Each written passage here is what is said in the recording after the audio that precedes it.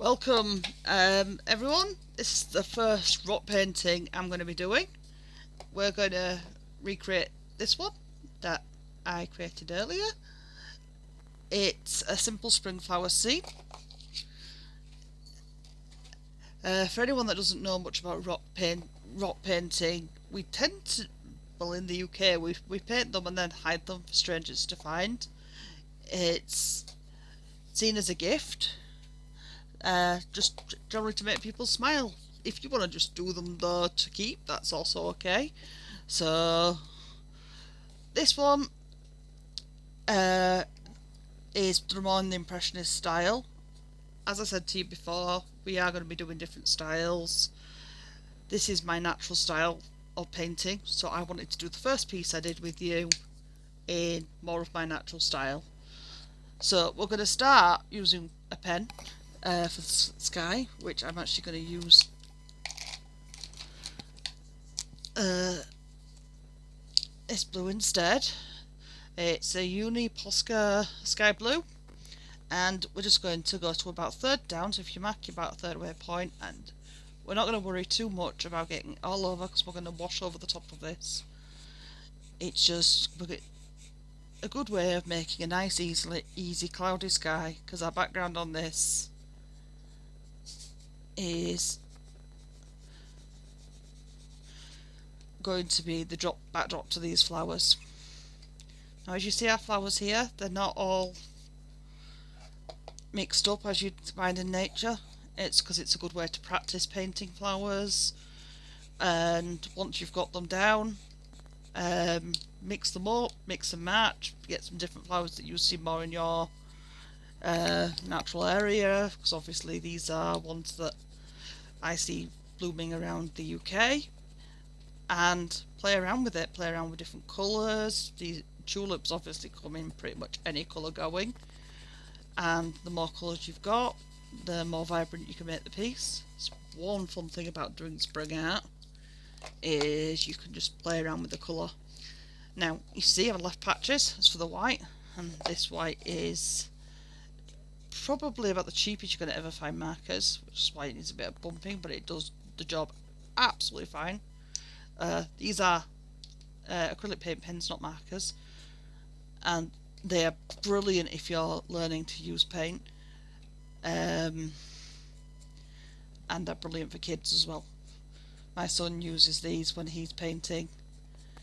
They keep the mess from actually using paintbrushes.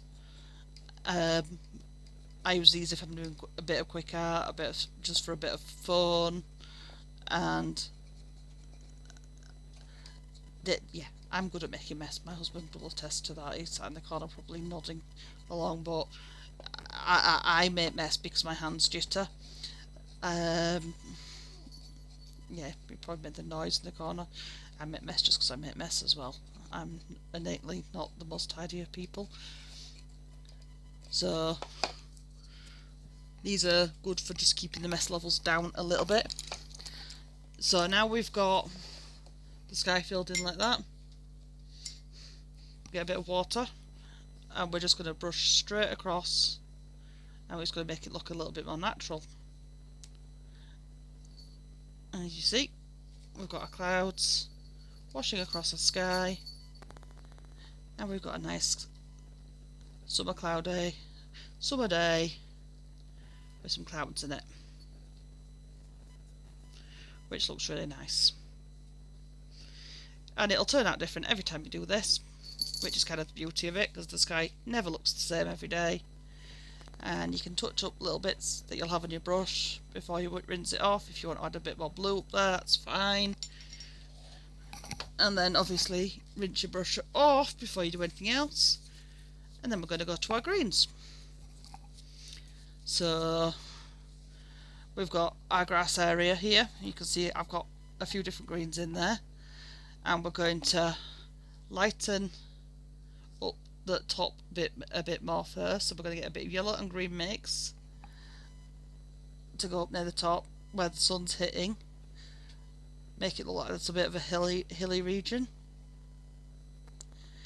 and that just gives the idea that there's a bit of brightness to our day, and yellows within your greens are really good for lighting up areas there. So on any of the paints I'm using here, by the way, I'm going to put in our comments so you can see exactly what kind of colours I've used. These aren't expensive acrylics, these are just your general.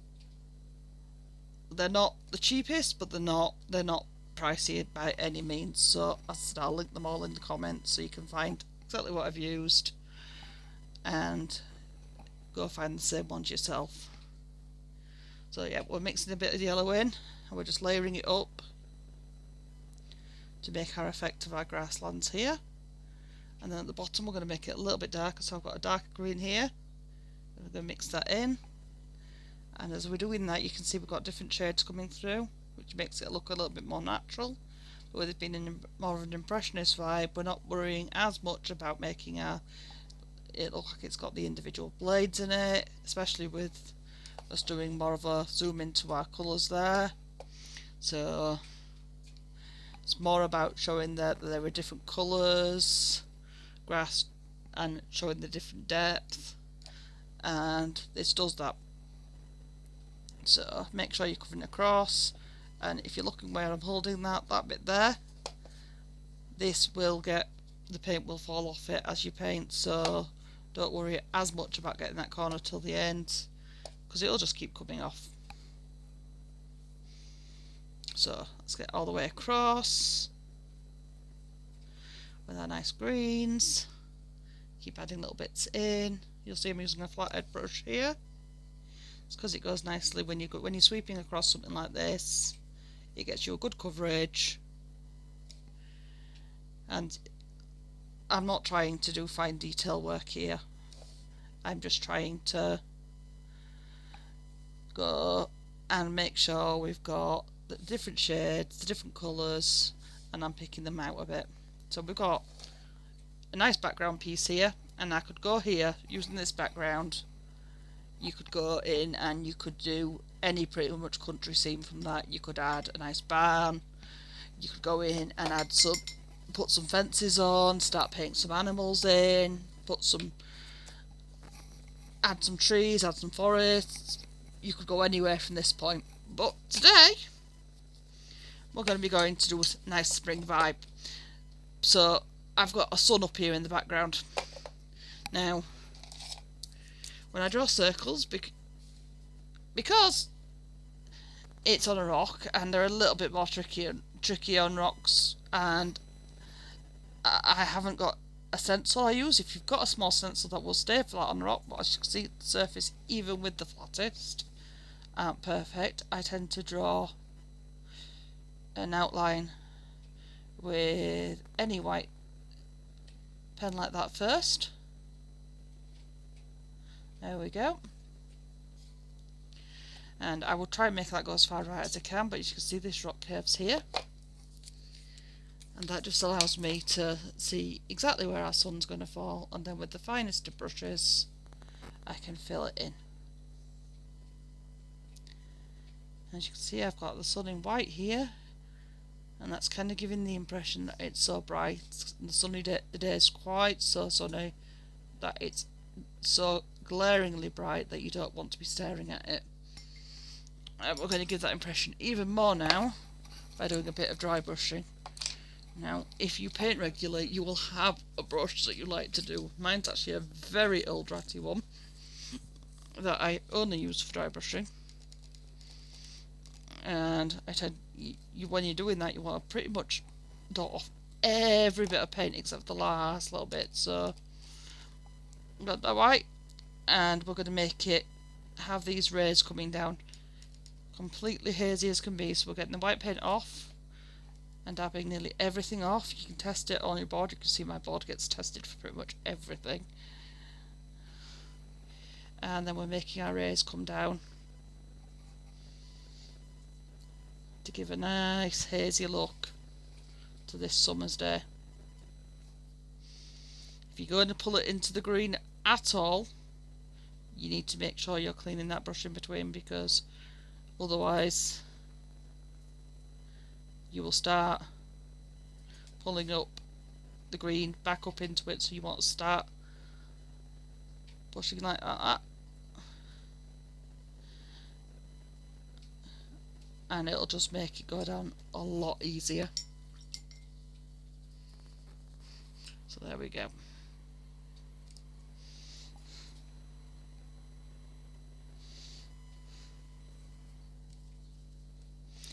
So then we've got a lovely hazy rays. So if you're staring at that sun, as you can see, we've now got hazy rays coming down onto our land, showing quite how bright that day is. Lovely summer's day. So, on such a lovely summer's day, we've got in our background, right down here, we've got all our background foliage. Now, in our foliage here, we have the depths of the shadows and the light that you can't see as much once it all dries, but it is important to make sure we get it there. So we're going to make sure, first of all, we're mixing that in, and again we're using the dry brush to achieve it, and we're adding the darkness over here, and we literally are just padding on this pattern, and it doesn't really matter. The beauty about impressionist work is you can't get it wrong.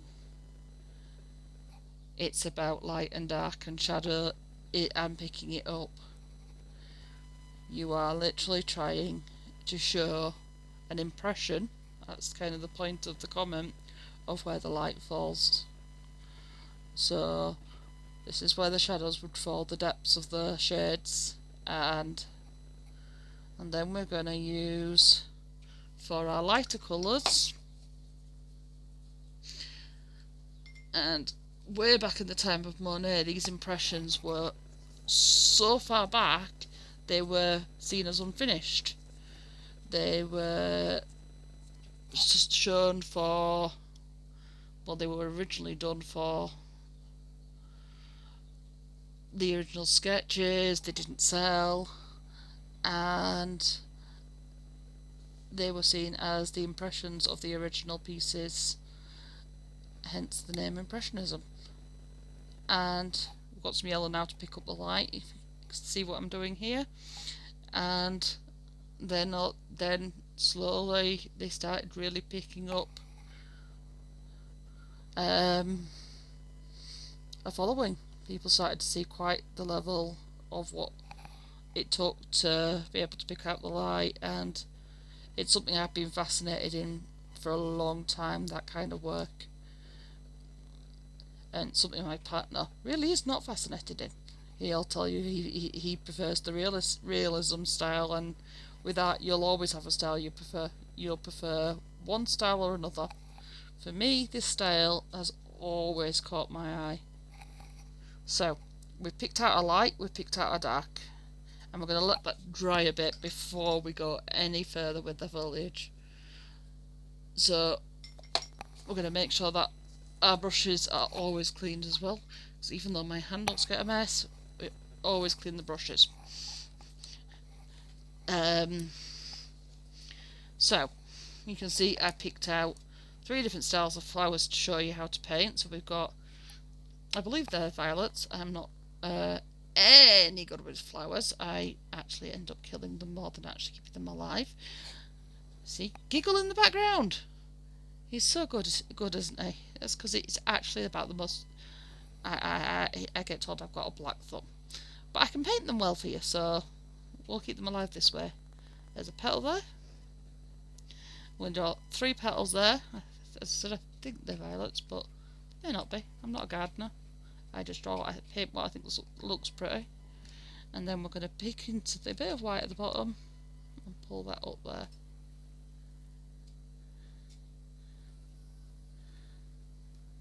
And there we go. And then we're going to clean the brush again. So the next one, same as.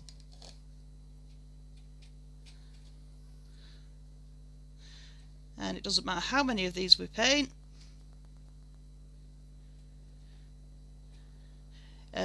you could do what looks right on the rock that you've chosen. These rocks, by the way, are known as paddle stones. In the UK, I got them from a shop called CD Stones, but you can generally get them from, I'm presuming, multiple places. I like them because they're particularly flat to paint on, so they give you a good surface. And I'm not paid to say anything, by the way, I say, because I'm not big enough to say anything, but they are particularly good to paint on. But apart from that, yeah, find ones that are as flat as you can to do this kind of painting, because, and if you have got ones with bumps on, try work with them. The flowers could fall into them. So I think I'm gonna do, yeah, we'll maybe stick one more up here. And there are our little violets. Now we will put our sunlight up into the reflection in a minute, but we'll make sure we've got all our little bits here for our violets. Now we're going to make sure next we have our daffodils here, as you'll see. Now we've got our yellow. Now yellow is a colour you quite often have to layer, just simply because,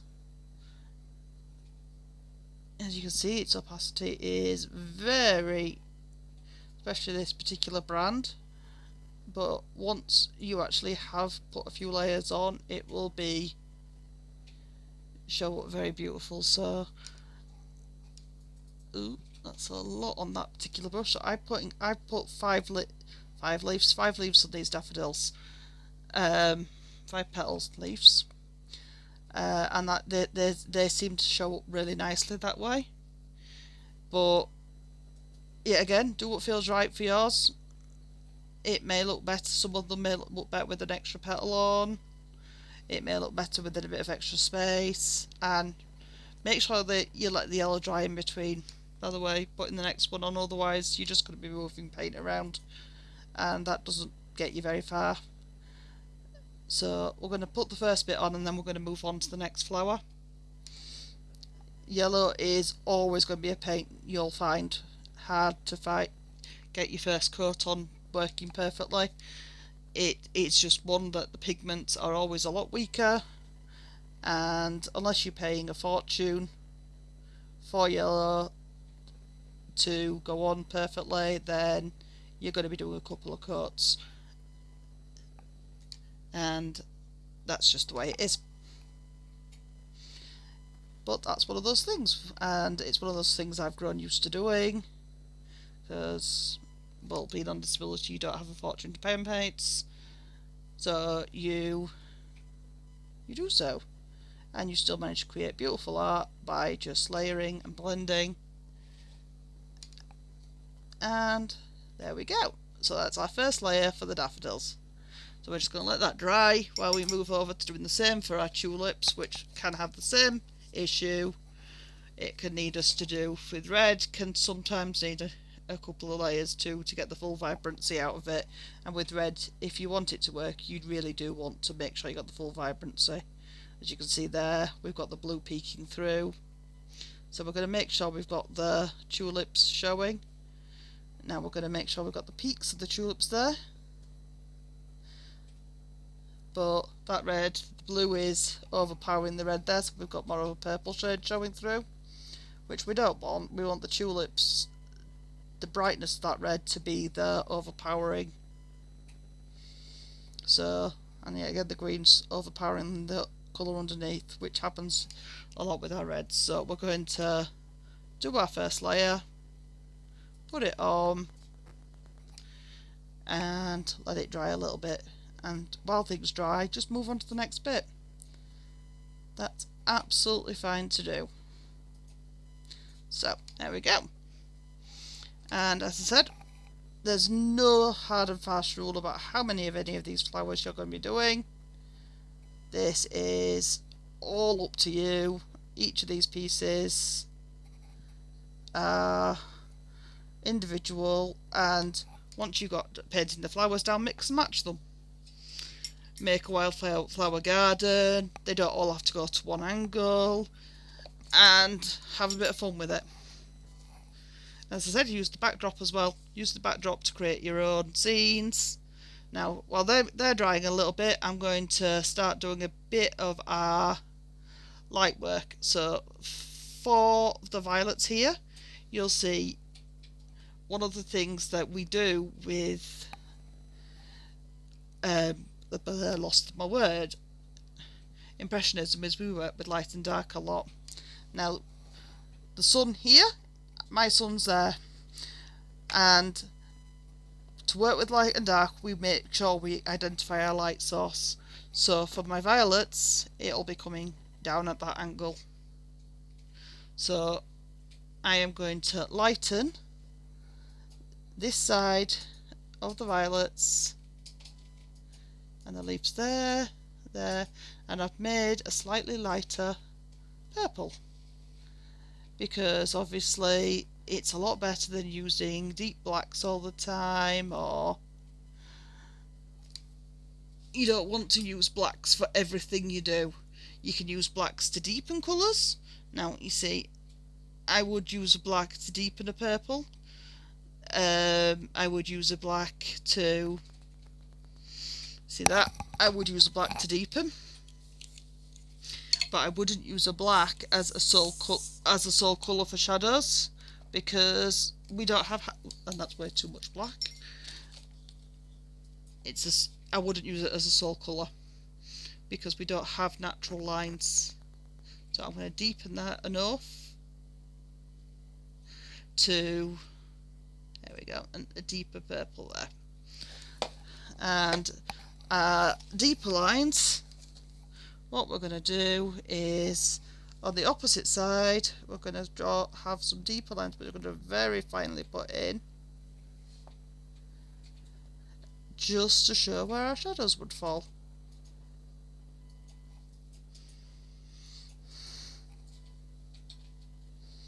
And these are the really important bits about Impressionism. We remember to do these lines,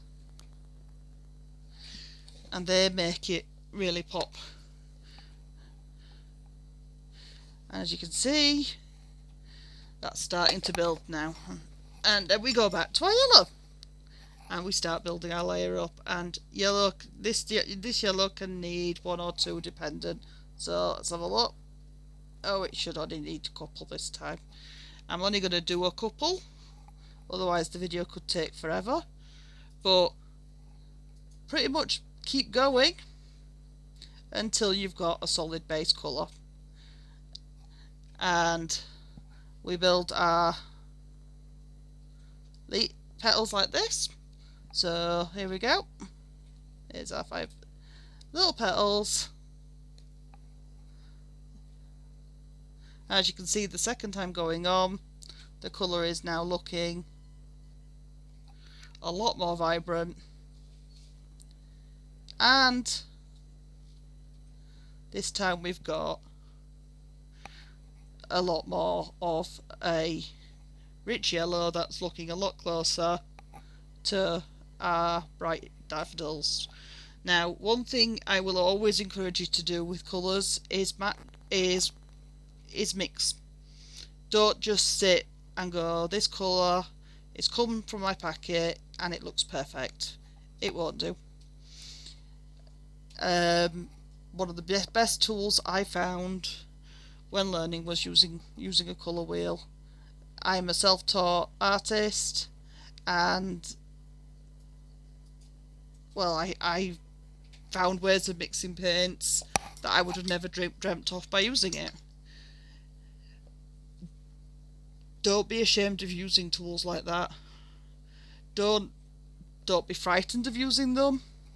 Look one up online. Get one to have next to you while you're painting and playing. And play around with colour. Don't assume that if it's come in a packet it's going to be absolutely perfect for you and ready to go. I'm using them from the packet right now because, as I said, it's a lot simpler for a video when I'm starting, but this brightness of these colours, they also look good for this kind of video. But generally, mix, add different colours to each other, add and play around, because you will find a whole lot more if you do so. And normally you'll find that I'll have a palette knife to play with, and yeah. So we have our base of flowers there, and while they're drying we're going to go and add our little white ones down here, which there are a few ways to do it, but the way I did it last time is just simply by dotting them on. They are a little foliage, and there is no rule to how you have to dot these on, because, and then we're going to use this brush to blend them a little bit to make them look a little bit less, well, more like they're mixed around, because there they look a little bit more faded into the background, like they are hiding amongst all that foliage. So if we've got a few more, and then we're just going to blend them in, and there's no set pattern, no perfect circles here. These are our little flowers, the little tiny white ones you find, and they are all hidden amongst. And there we go. And we're just going to do that while the rest, those other ones are just like settling in. There we go. And let's just dull those whites down again. Do that.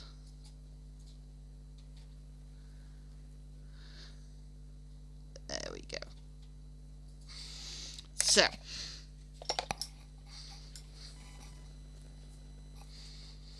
and we're back up to here. We have a bit of yellow here that I used. Got a bit of water still on the end of that. And that's simply to draw a couple of lines down here and here, and it just adds a little texture to these tulips. They don't have to be perfect, they don't have, again, that's the one thing about impressionism, is there's no need for perfection. You're literally adding these little lines, add a little bit of colour to your tulips, and there we go. All done. They have a little bit more colour to them now, and we're going to do the same. We're going to add a little bit of texture. You'll notice our daffodils are just sat there, and there's a really big key component missing from them. They have their little trumpet bit there, which we've got our orange for.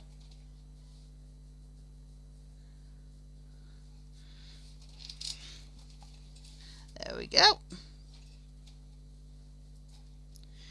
And we're going to do one on each of them, obviously.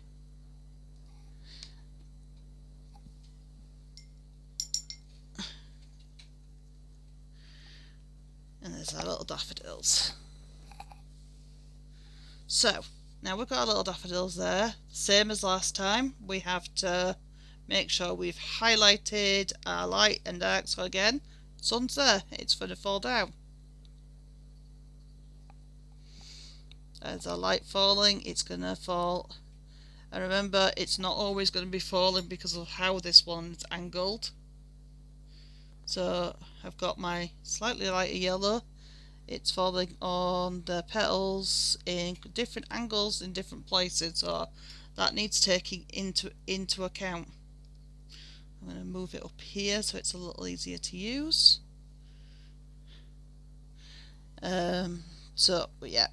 And we only need little touches on flowers like this, just enough to show that the light is there. So the light here and here, and it's falling down and down. So there we go. And then on the underside of that yellow, now yellow, when we're darkening it, it's one of those colours that if you darken it wrong, let's see if I add a little bit of black to it, look what happens. It just turns into this muddy, dirty colour. And sorry about that bike outside. It tends to go around our area, so what I'm going to do for yellow is I actually am going to use a black, but I'm going to use it on a dry brush shadow. So it's the palest of pale. And that got some red on it, we don't want that. Just to add these shadows to the black, because otherwise we end up with a really muddy, murky colour on yellow on black. So let's make sure that's nearly pretty much clean. And we are going to go underneath these lines and we're going to add the smallest amount of colour under here.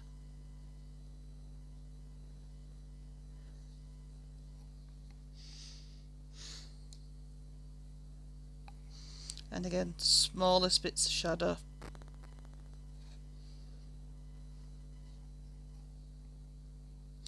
So be careful with these bits, make sure you've got your paintbrush ready, because you don't want to go in and make a move that's going to ruin it.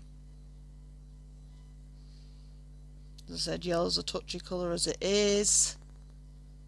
So just be comfortable with what you're doing and take your time.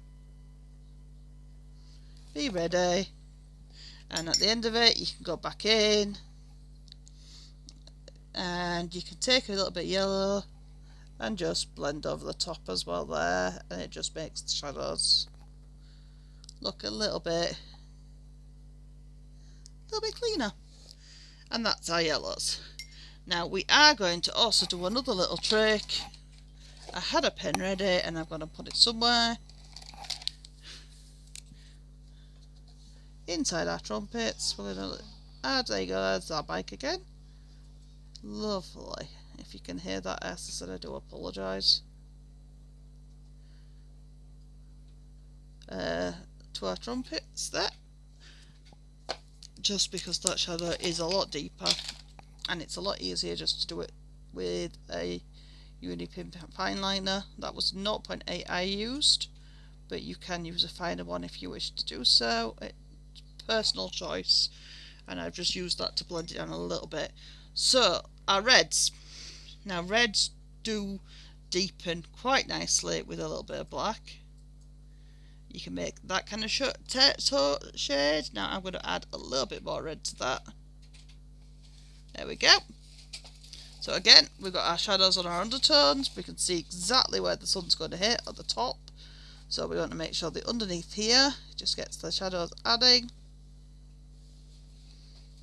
And that was my stomach's going now as well. Thankfully I have the microphone on, so hopefully you won't hear that. There we go. And then we just need to make sure we add our lightning tones as well to our red. So let's get you a red. But unfortunately, when you add lightning to the reds, we're going to end up with a pink if we do this wrong. So there we go. And we can go into that to show that there are actually different petals if we do that right, like that. And there we go. We've lightened up all our flowers, and we've got shadow effects, which has given them depth. We've got a couple of last bits to do, one being our daffodils. I have some lovely stalks which we're going to mix a little bit of the darker colours here, so we can bring them up here. They have some lovely leaves to add in. So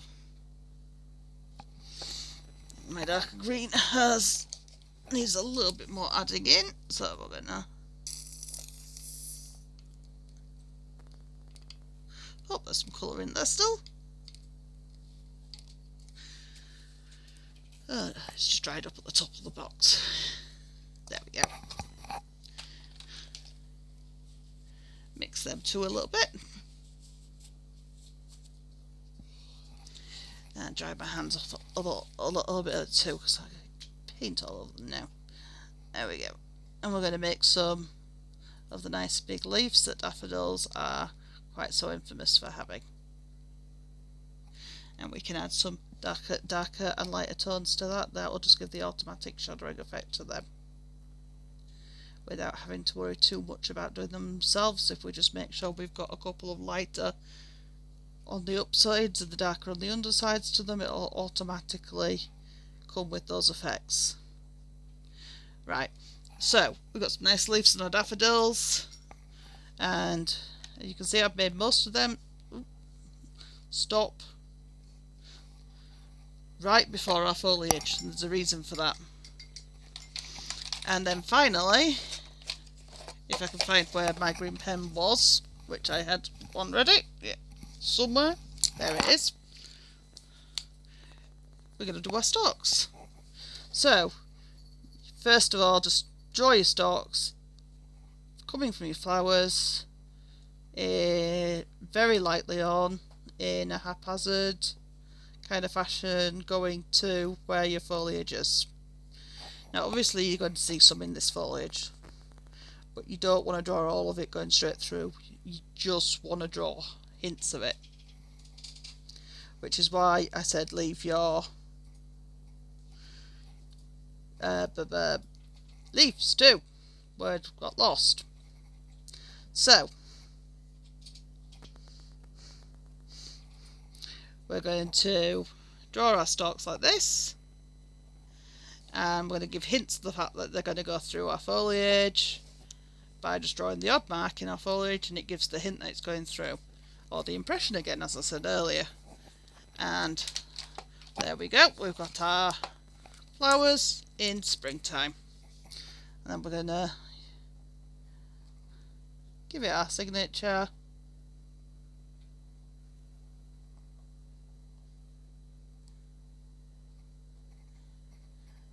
And that's it. That's how to print flowers in springtime in an impressionist style. I hope you enjoyed doing that today, and I hope you have a bit of fun trying to recreate this yourself.